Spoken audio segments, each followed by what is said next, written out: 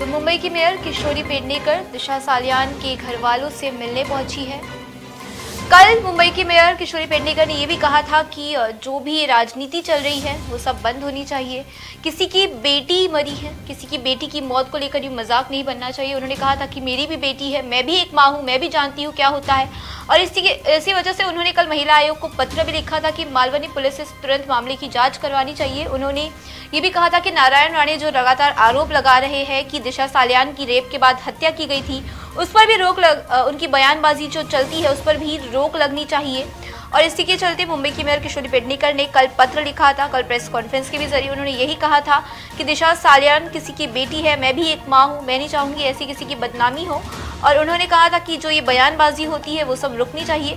और इन सब के बाद आज सुबह जब नितेश राणे ने फिर एक बार दिशा सालियान का मुद्दा उठाया, उन्होंने सचिन वाझे की कार पर, उनकी ब्लैक मर्सिडीज पर सवाल उठाया।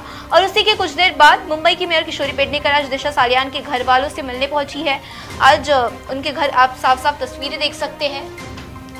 दिशा सालियान उनके घर वालों को मिलने पहुंची है, सांत्वना देने पहुंची होगी। वो बातचीत करना चाहती थी क्योंकि दिशा सालियान के माता पिता की हालत क्या है ये किसी को भी नहीं मालूम है। और इस वजह से मुंबई की मेयर ने ये फैसला लिया कि वो दिशा सालियान के माता पिता को मिलेंगी।